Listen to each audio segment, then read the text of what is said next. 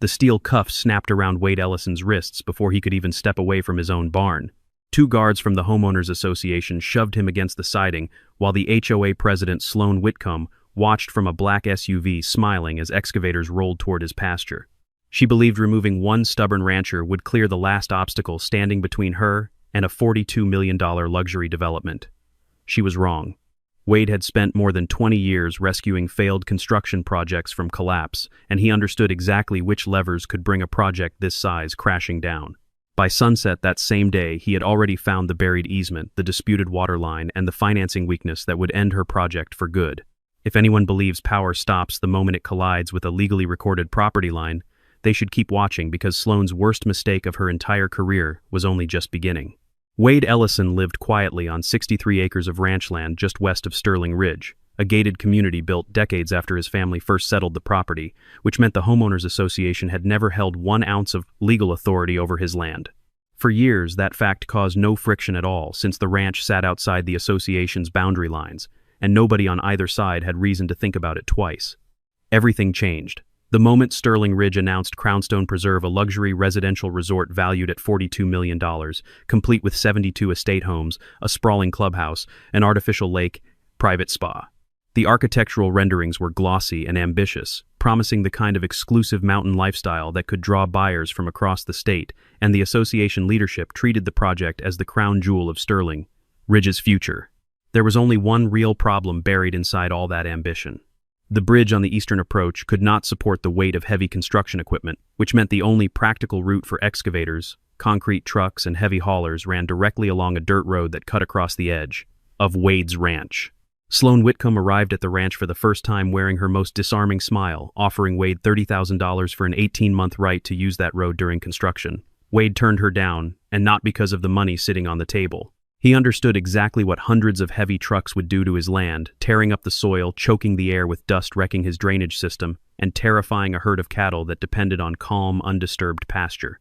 Sloan raised the offer to $75,000, and Wade still refused, watching her expression shift from friendly persuasion into something colder and far more calculating.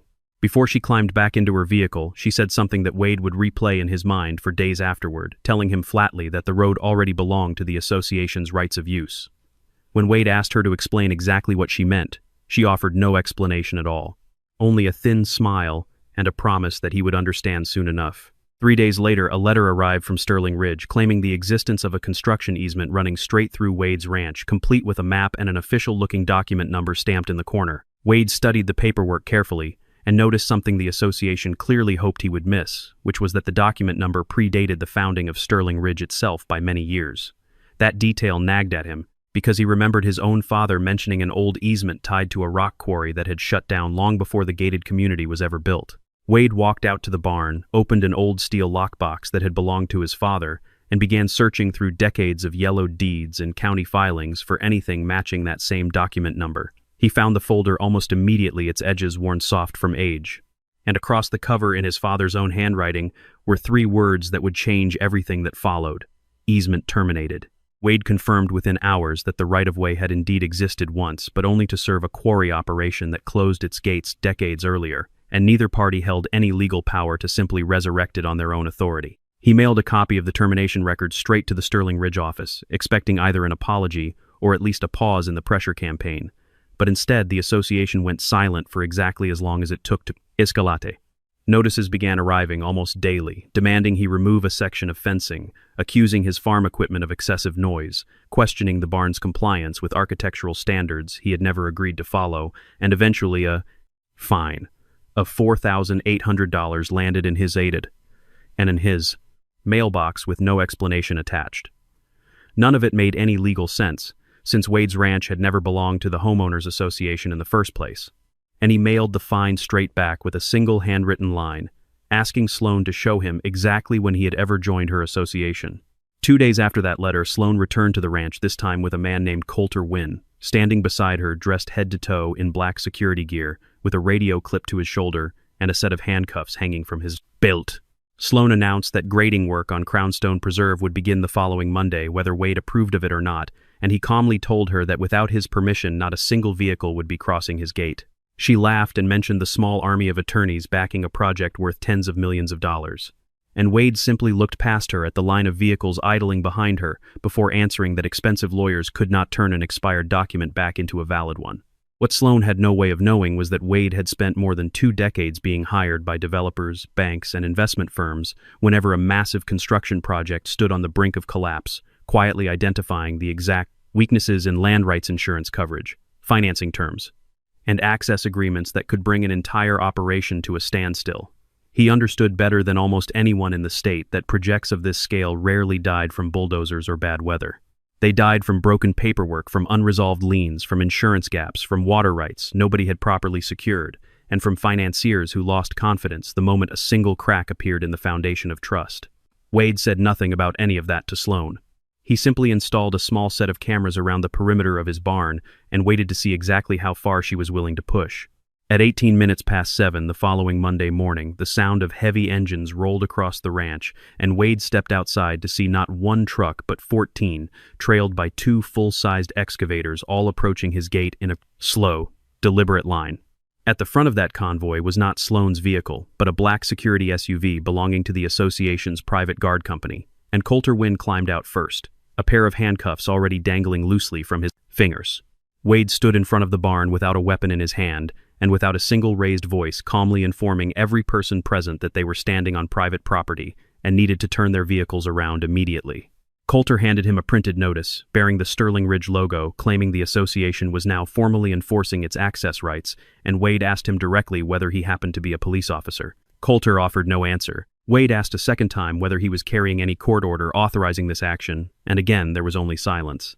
When Wade instructed everyone to leave his property, Sloan finally stepped out of her own vehicle, walked toward Coulter, and gave him a single order in a voice loud enough for everyone nearby to hear clearly.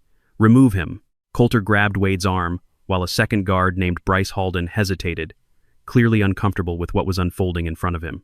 Wade did not resist physically, but he warned Coulter one final time not to go through with what he was about to do, a warning that went completely ignored as his arms were wrenched behind his back and the cuffs clicked shut around his wrists. Coulter shoved him against the barn siding, while the excavators began rolling through the open gate behind them, and Sloan walked close enough for Wade to hear every word as she told him she had already given him the chance to sell his access rights, and he had chosen the difficult path instead.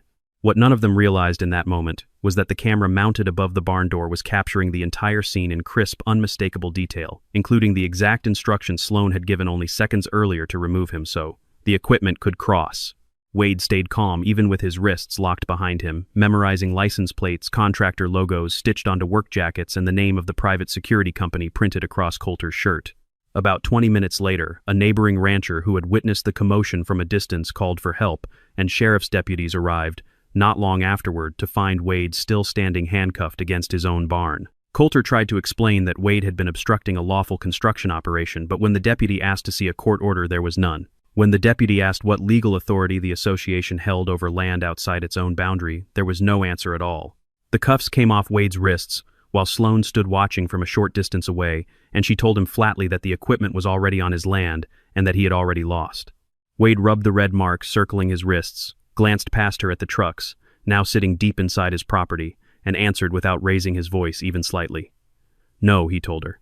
"This is exactly where your losing begins." That night, he did not call a criminal defense attorney to discuss the handcuffs. He called a land rights attorney named Phoebe Harcourt, someone he had worked alongside years earlier during a different crisis entirely. And the very first question out of his mouth was who exactly was financing Crownstone Preserve.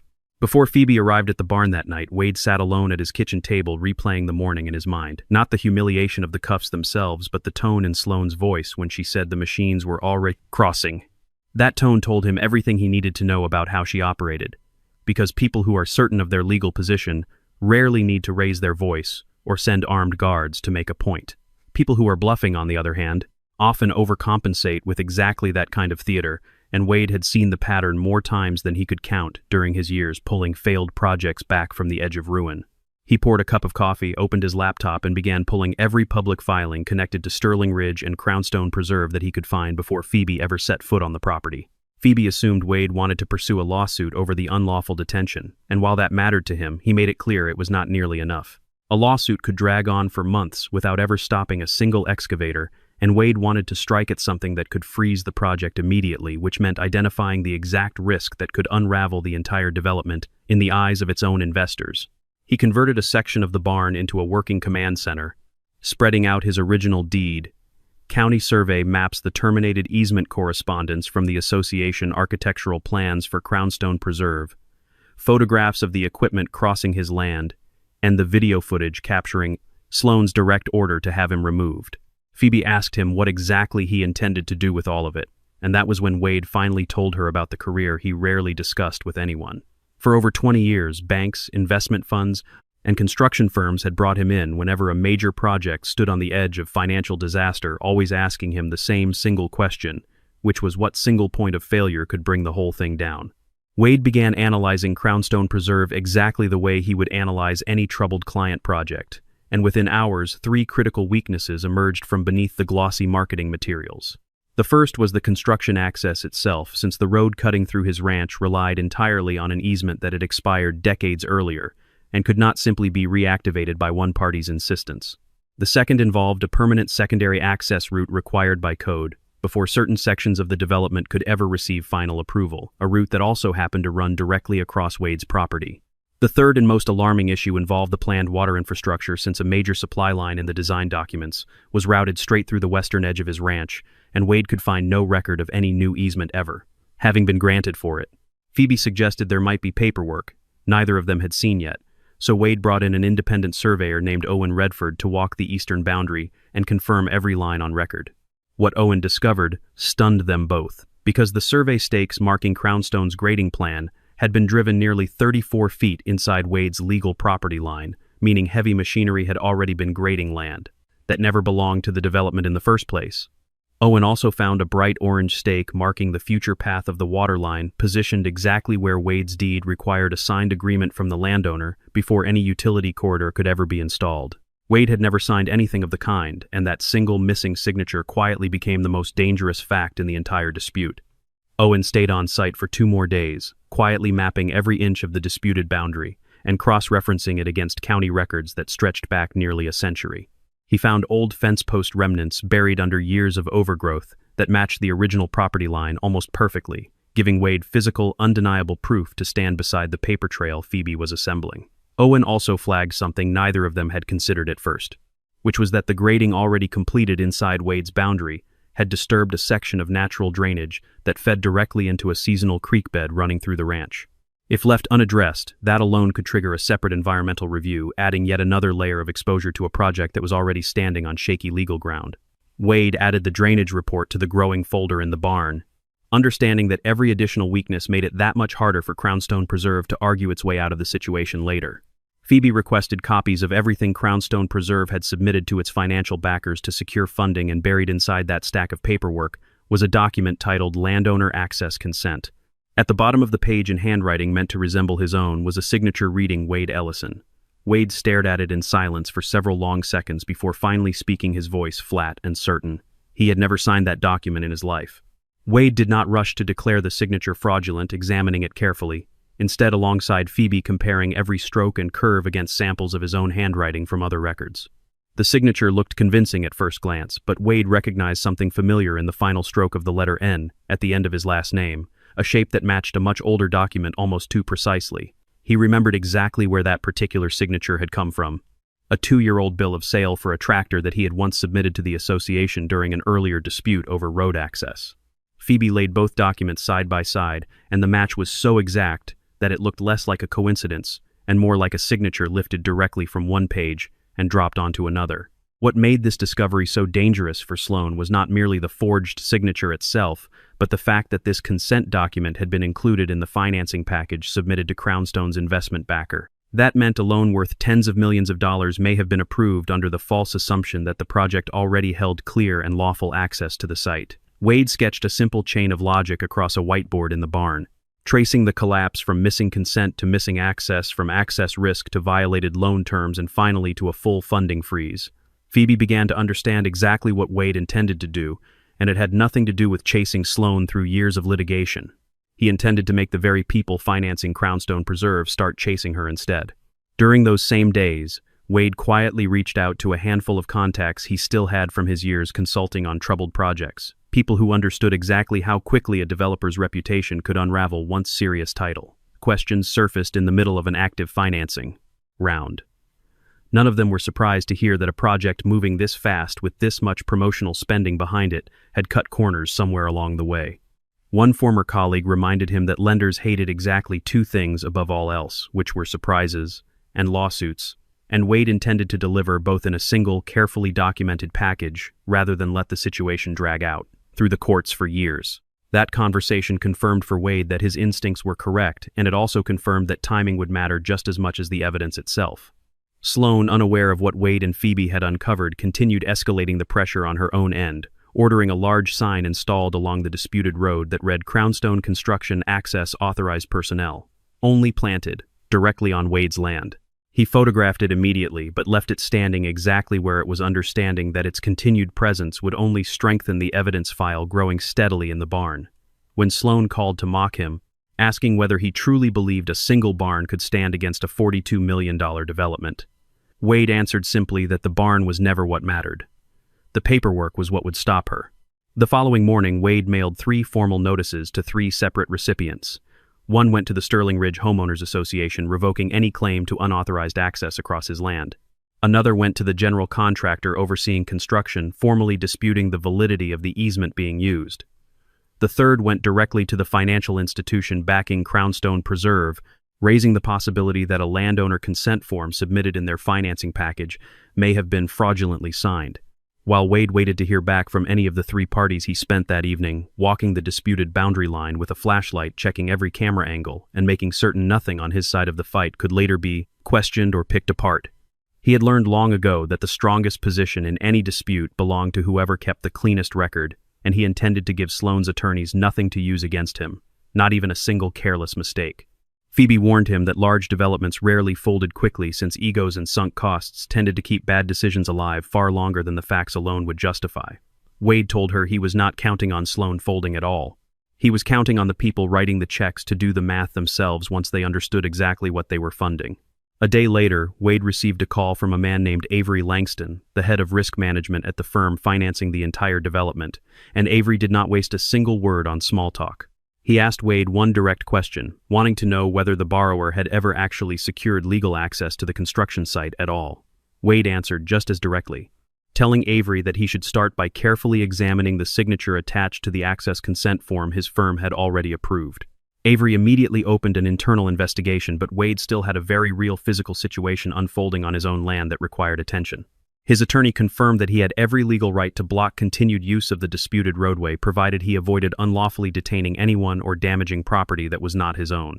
Wade acted quickly, rebuilding a proper gate directly along the boundary line that Owen's survey had confirmed, reinforced with steel posts, new cameras, clear signage marking the property line warnings against unauthorized construction access, and his attorney's contact information printed in bold letters for anyone who wanted to challenge it. The very next morning, more than 20 construction vehicles arrived at the gate, only to find it closed and locked with Wade standing quietly on the other side. Coulter Wynn appeared once again, this time without handcuffs, demanding that Wade open the gate immediately.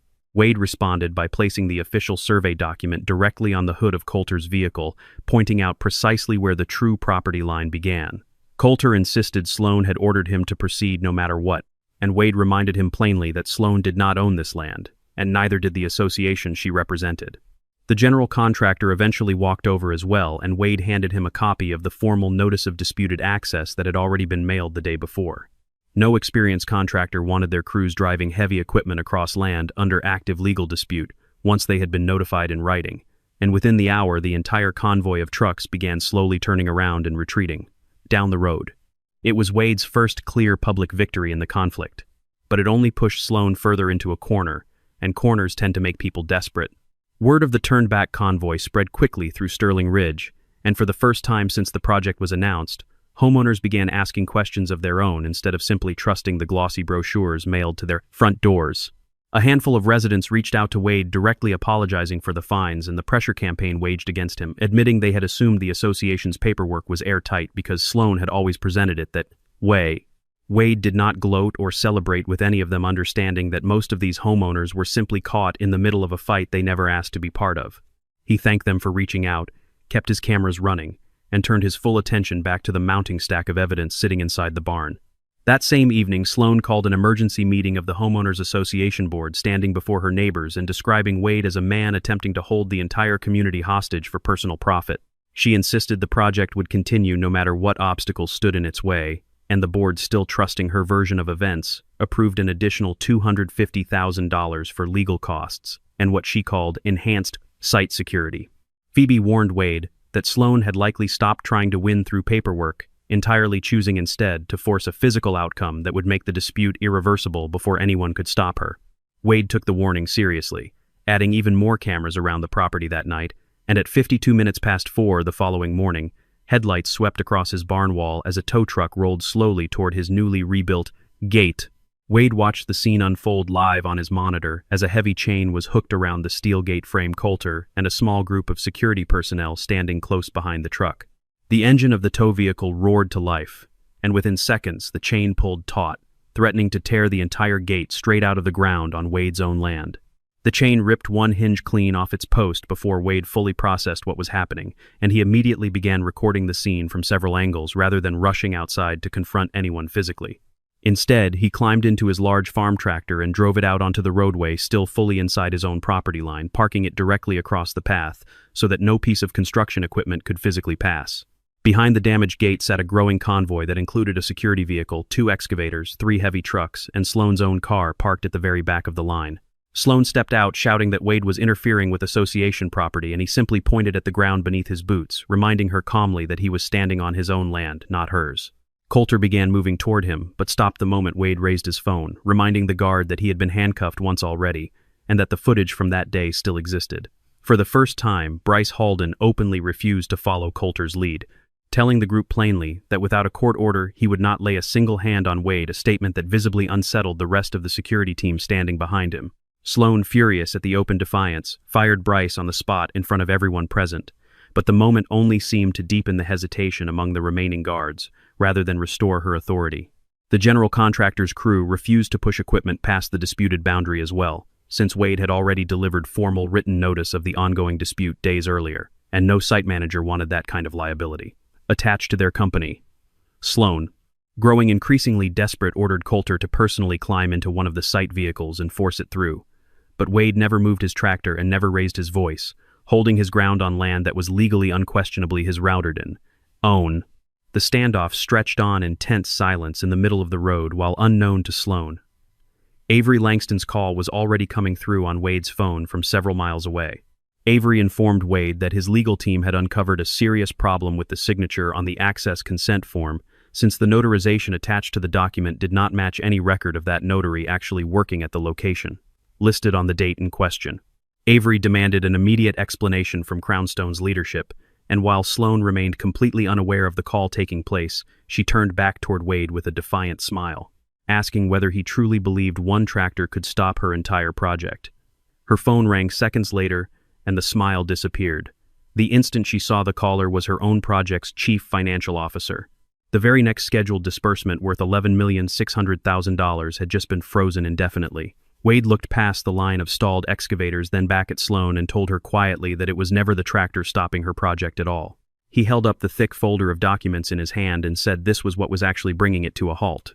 In the days following that meeting, word of the funding freeze began leaking out to the subcontractors and suppliers who had been counting on steady payments through the rest of the year, and confidence in the entire development began evaporating even faster than the official announcements could keep up with. Crews that had been scheduled to break ground on the clubhouse foundation quietly pulled their equipment and redirected it to other jobs rather than risk sitting idle on a stalled site waiting for payments that might never come. Real estate agents who had already begun pre-selling several of the 72 planned estate homes started fielding anxious calls from buyers wanting to know whether their deposits were still safe. Wade heard about all of it secondhand through Phoebe, who was fielding her own calls from attorneys representing nervous investors, but he stayed focused on the barn, the folder, and the next move still waiting to be made. With funding suspended, the collapse spread quickly through every corner of the development. The general contractor paused. A significant portion of ongoing work material suppliers began demanding payment guarantees before delivering another shipment. The project's insurance provider opened a review of its existing coverage. Investors started demanding detailed explanations, and Subcontractors grew reluctant to bring any more equipment onto a site now surrounded by uncertainty. Avery arranged an urgent meeting bringing together representatives from the Homeowners Association, the development's ownership group, legal counsel, and Wade himself. Sloan attempted to paint Wade as nothing more than a disgruntled landowner chasing a payout, but Avery turned directly to Wade and asked him outright how much money he actually wanted. This was the moment that revealed exactly who Wade really was, because instead of naming a massive settlement figure, he laid out his original deed, the terminated easement, Owen's updated survey, the footage of his own unlawful detention, the footage of Sloan ordering the destruction of his gate, the fraudulent access consent form photographs, proving the grading stakes sat 34 feet inside his property, and documentation of the unauthorized waterline plan. Wade told the room plainly that he had no interest in selling something they had already lied about owning. When Sloan tried to interrupt, Avery cut her off immediately and asked her to remain silent while the facts were laid out in full. Wade then revealed the next critical weakness buried inside the project's own paperwork, since Crownstone's financial model listed his ranch corridor as a required secondary permanent access route once construction was complete. Without lawful rights to that corridor, the entire back half of the development would need significant and costly redesign. Timelines would stretch far beyond original projections, and the promise of delivering 72 finished homes on schedule effectively vanished. Avery asked the development team directly why none of this critical information had ever been disclosed during the financing process, and the room fell into an uncomfortable silence. Sloan tried blaming her legal counsel. Counsel tried blaming an outside consultant, and the consultant insisted the paperwork had come straight from the association itself, with no changes made along the way. It was at this point that Bryce Halden, still furious over his sudden dismissal, agreed to provide a full statement about the day Wade was handcuffed. Bryce confirmed under record that Sloan had known perfectly well her guards held no legal authority to detain Wade, and that she ordered it done anyway simply to clear the path for the equipment waiting behind him.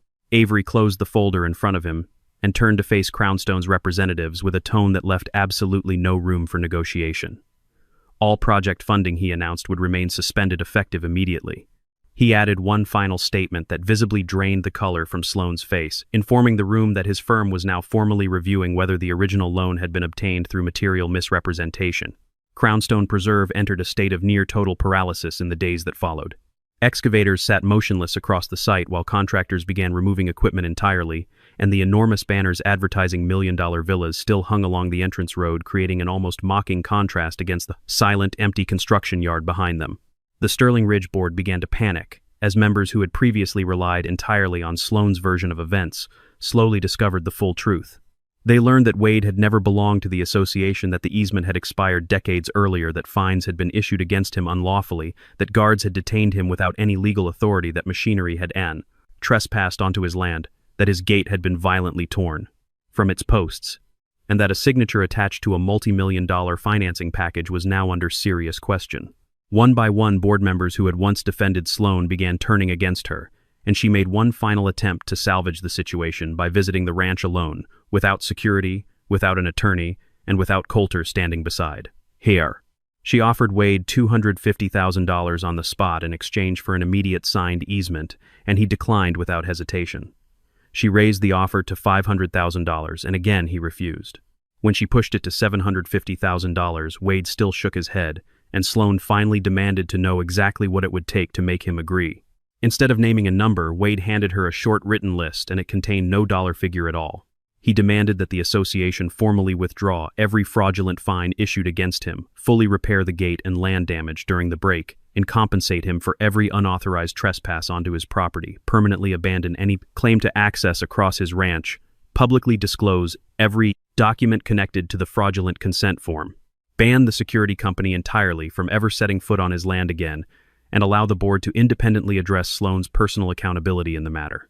Sloan warned him that refusing to sign would cost the project millions of dollars it could never recover from, and Wade answered her calmly, suggesting she should have thought about exactly that before ordering guards to handcuff a blank landowner in order to seize something that was never hers to take.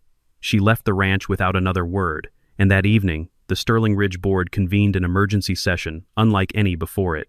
For the first time since the project began, Sloan walked into that meeting room without any real control over what would happen next, and by the time the votes were finally counted, the board had removed her from her position as president entirely. Even that outcome was not the final blow. The following morning, Avery called Wade one last time to deliver the financing group's final decision regarding Crownstone Preserve. It was not simply that the frozen $11,600,000 would remain withheld indefinitely. The firm had made the decision to withdraw from the project completely. Without funding, without valid construction access, without a lawful secondary route, and without a legitimate utility easement, there was no longer any project left to save. Within a matter of weeks, Crownstone Preserve transformed from an ambitious luxury development into a silent abandoned construction site. The excavators disappeared from the property, one truckload at a time. The temporary site offices were hauled away, and the glossy advertising signs promoting 72 dream homes came down piece by piece along the empty entrance road. The general contractor formally terminated its involvement, citing both unresolved financing and unresolved land rights.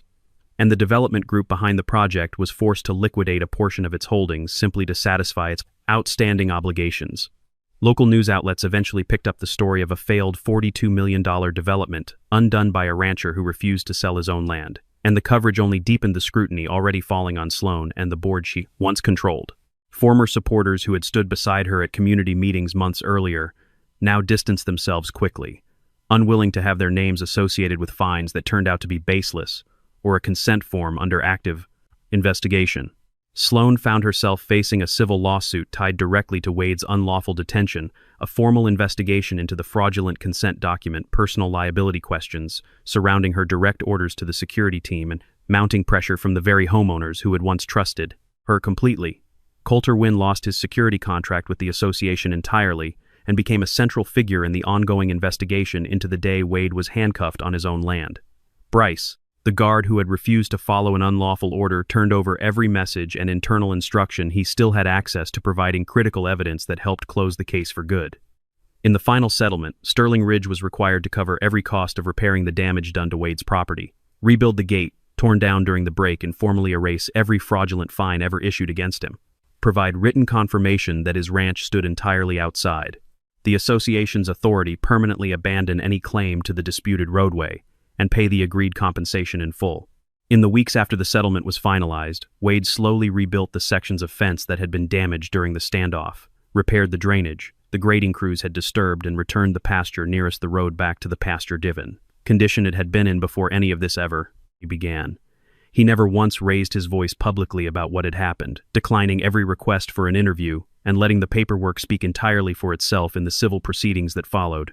Owen stopped by occasionally to check the boundary markers, joking that the ranch now had the most thoroughly documented property line in the entire county, and Wade laughed for the first time in months at the thought of it.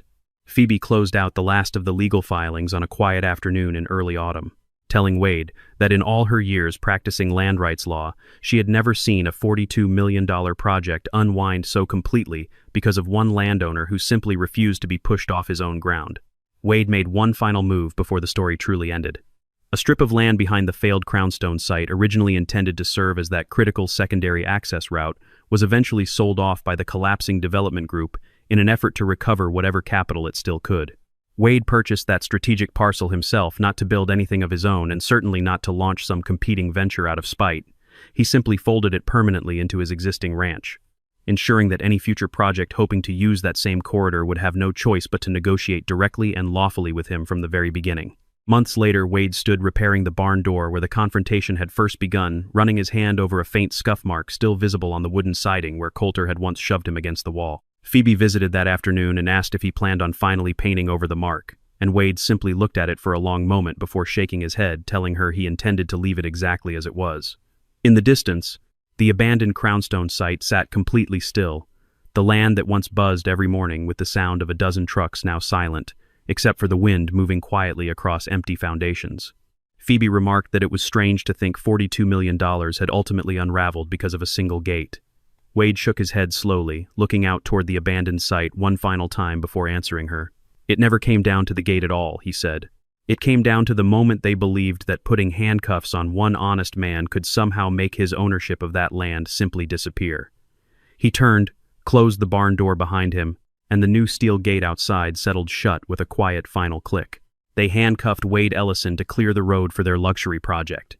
In the end, it was Wade who cleared their entire luxury project off his road for good.